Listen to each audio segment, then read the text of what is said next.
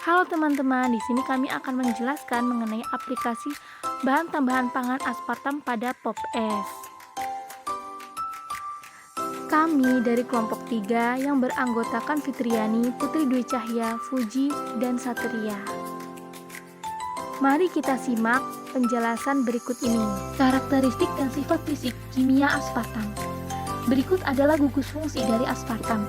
Aspartam ini merupakan pemanis sintetis non-karbohidrat yang mempunyai bentuk metil ester dari bipeptida 2 asam amino, yaitu asam amino aspartam dan asam amino esensial fenilalanin.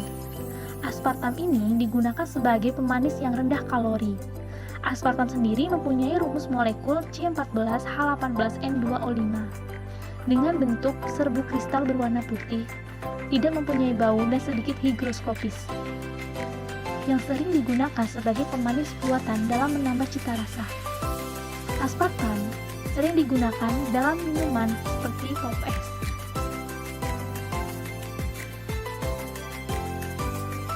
Berikut adalah komposisi dari Pop Es yang sering kita minum dalam kehidupan sehari-hari. Pop Es ini dengan berat 25 gram mengandung gula, krim nabati, susu bubuk, perisa talas, pewarna makanan, karmoisin, Cl14,720, biru berlian, Cl4,2090, aspartam yang digunakan sebagai pemanis buatan, natrium siklamat, fenilketonuria yang mengandung fenilalanin.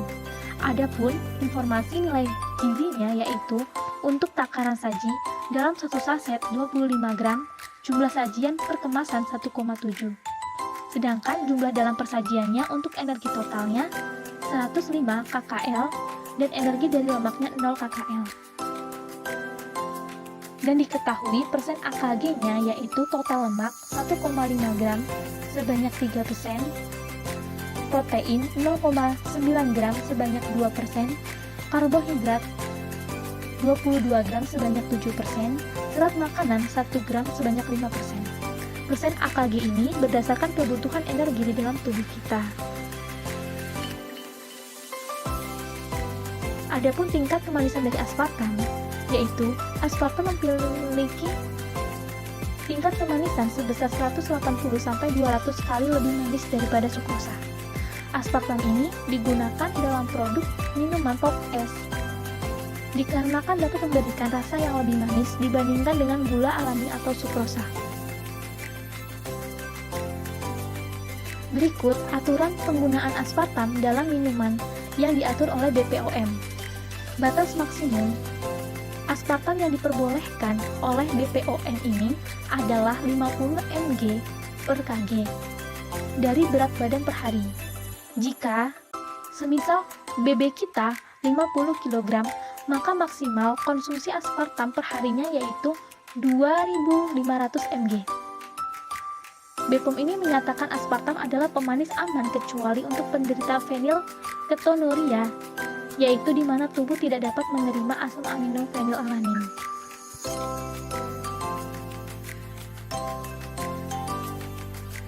Maksimum daily dosa per hari dari aspartam.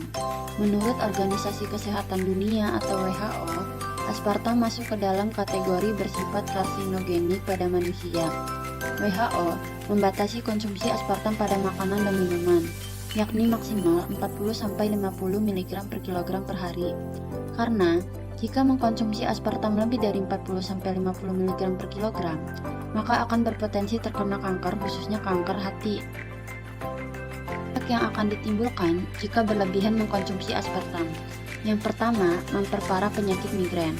Karena aspartam dapat menghasilkan produk sampingan berupa glutamat yang dapat memicu migrain atau sakit kepala. 2. Meningkatkan resiko terjadinya diabetes. Karena pemanis buatan ini dapat mempengaruhi dan mengganggu produksi hormon insulin dalam tubuh.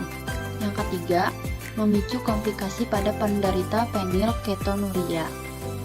Fenilketonuria adalah gangguan genetik yang mengganggu tubuh dalam memproses asam amino fenilalanin.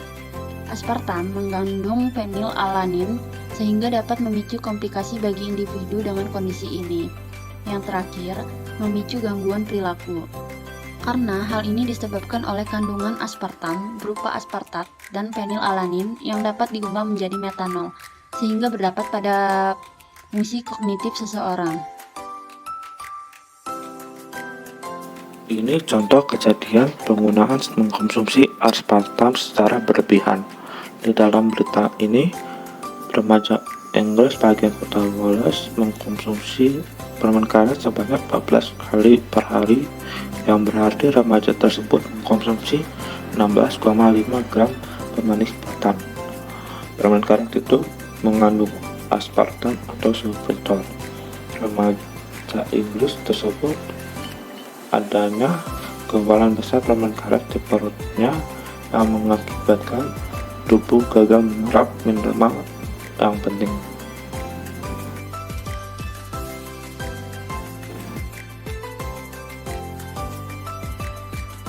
Analisis aspartam. Analisis aspartam dilakukan dengan menggunakan metode kromatografi yang dikenal dengan High Performance Liquid Chromatography atau HPLC. Pemilihan metode HPLC ini disebabkan karena analisa HPLC dilakukan dengan cepat, daya pisah baik, peka, dan penyimpanan sampel mudah, dan dapat dihubungkan dengan detektor yang sesuai. Analisis kadar aspartam menggunakan metode HPLC dengan detektor UV-Vis dilakukan menggunakan fase gerak metanol berbanding dengan fosfat dan fase diamnya menggunakan kolom ODS C18. pH baper fosfat yang digunakan adalah 6,2 pada panjang gelombang 263 nanometer, di mana waktu retensi untuk aspartam. Kromatografi HPLC ini merupakan teknik pemisahan yang diterima secara luas untuk analisis dan pemurnian senyawa tertentu dalam suatu sampel pada sejumlah bidang. Prinsip kerja HPLC adalah pemisahan komponen analit berdasarkan kepolarannya. Setiap komponen senyawa yang keluar akan terdeteksi dengan detektor dan direkam dengan bentuk kromatogram. Metode HPLC sudah sangat tepat digunakan untuk analisis aspartam, karena aspartam berbentuk serbuk kristal dan bersifat polar, sesuai dengan prinsip HPLC, yaitu pemisahan komponen analit berdasarkan kepolarannya. Setiap komponen senyawa yang keluar akan terdeteksi dengan detektor dan direkam dalam bentuk kromatogram.